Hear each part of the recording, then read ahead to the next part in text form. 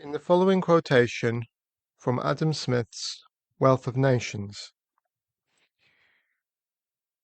when the author uses the words as nominal price, he has previously defined this to be the price in money which is paid. The quotation is taken from Book 1, Chapter 11, Part 3, which is titled Digression Concerning the Variations in the Value of Silver during the course of the 4 last centuries. Recall that this book was published in the 1770s, so the 4 last centuries are from 1300 onwards. I quote, "But the nominal sum, which constitutes the market price of every commodity, is necessarily regulated, not so much by the quantity of silver which, according to the standard, ought to be contained in it, as by that which it is found by experience actually is contained in it.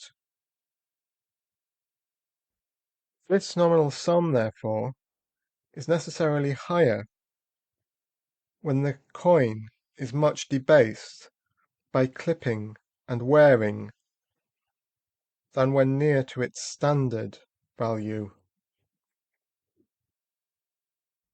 End quote. Smith here is inferring that when the coin contains less silver than freshly minted silver coin, its worth, and hence Smith's understanding of its cost, is less.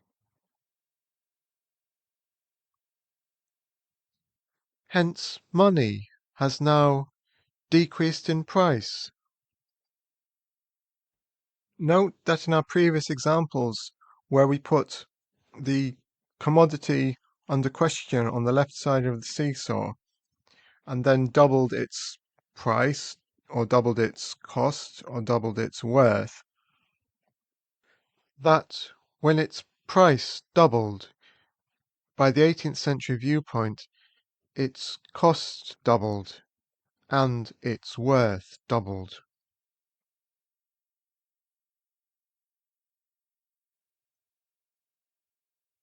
And when its cost doubled, that is the cost of the item on the left-hand side of the seesaw, the ratio of 1 to 1 was transformed into a ratio of 1 to 2.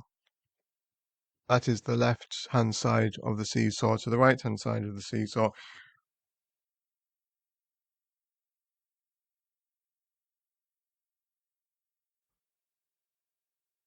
In the 18th century viewpoint, when the cost halves, the worth also halves. We can infer that if the cost doubled, the ratio of 1 to 1 transformed into a ratio of 1 to 2, left to right.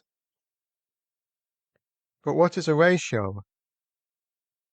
It signifies the amount of something, the quantity of the item to be exchanged. Where the price doubled, the cost doubled. Where the price doubled, the worth doubled. The cost and the worth were equivalent by the 18th century viewpoint. So likewise, if the price were to halve, the cost would halve, thereby also halving the worth.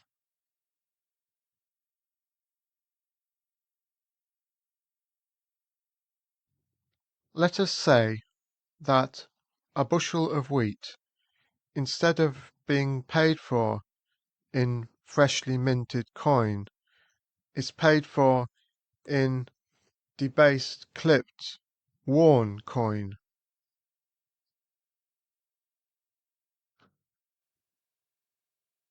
So, a bushel of wheat now costs more money because you need more of those coins stamped with a specific clipped and worn denomination in money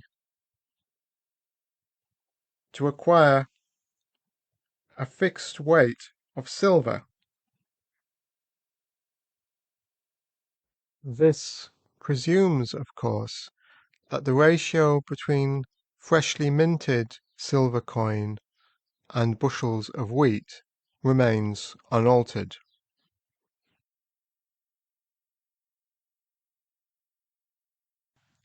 A specific stamped denomination of this worn or clipped silver coin affords fewer items of bushels of wheat,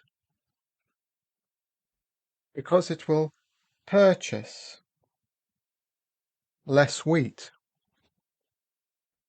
Therefore, a bushel of wheat now costs more money.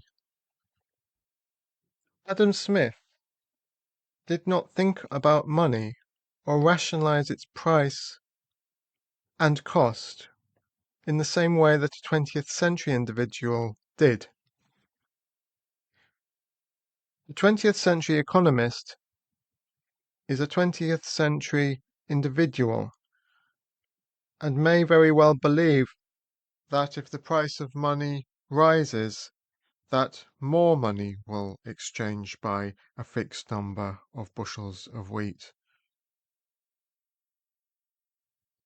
Thus, also believing that if the price of money falls, that less money will exchange by a fixed number of bushels of wheat.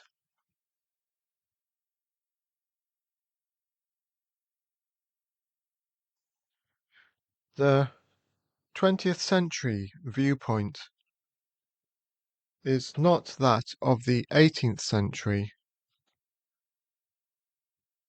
which is that if the price of money falls, its cost decreases, and hence more money will exchange by the same amount of wheat. So less wheat can be had for the same amount of money.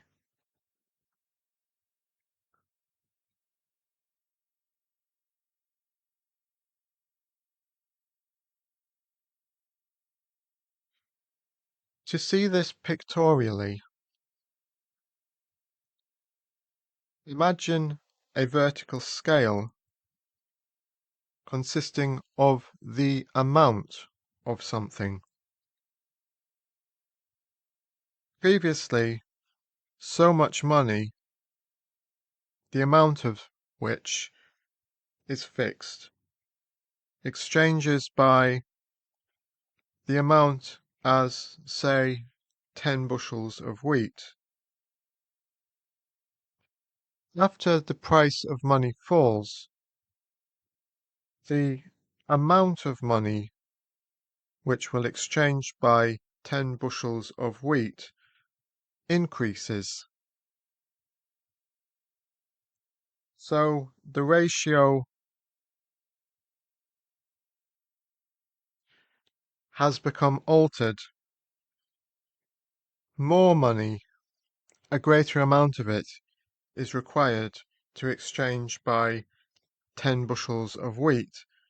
So 10 bushels of wheat will exchange by more money, which is the same as saying that for a fixed amount of money, fewer bushels of wheat, less than 10, will exchange by this fixed amount of money. After the price of money has fallen.